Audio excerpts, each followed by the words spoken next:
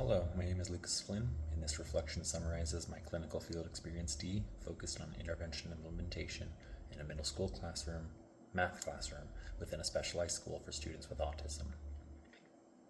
Before implementing the lesson, I met with my mentor teacher to discuss the needs of the small group of students identified during previous field experiences. These students consistently struggled with attention, multi-step problem solving, and independently organizing their work during math instruction. Together, we reviewed the intervention strategies created during Clinical Field Experience C and selected the strategies that would best support the students during an upcoming math lesson involving multi-step equations and problem-solving tasks. The two intervention strategies we chose to implement were step-by-step visual checklists and structured guide practice with immediate feedback. We selected these interventions because the students often became overwhelmed when presented with large amounts of information at once.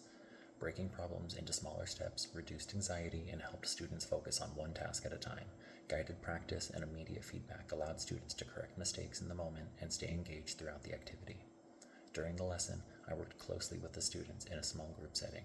I modeled each step of the process, used visual prompts, and encouraged students to check off completed steps on their visual checklist. Overall, the students demonstrated improved engagement and were more willing to attempt problems independently compared to earlier observations. One student who previously avoided longer math problems was able to complete multiple problems with only minimal prompting. Another student showed improvement in organizing written work and following the correct sequence of steps. Although the interventions were effective, I also recognized areas for improvement. Some students still required frequent redirection during independent portions of the lesson, especially when tasks became more challenging.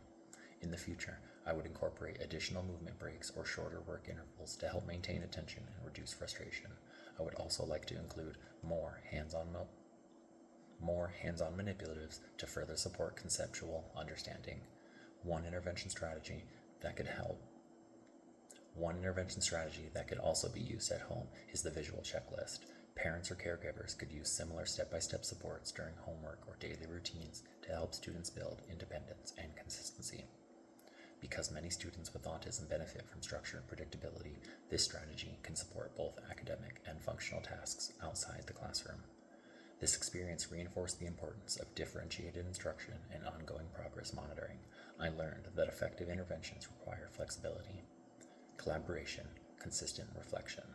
In my future professional practice, I will continue using structured supports, guided practice, and individualized strategies to meet the diverse needs of students.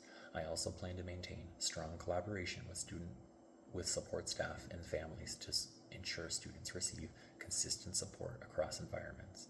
Overall, this experience helped strengthen my confidence in implementing interventions and adapting instruction to promote student success in mathematics.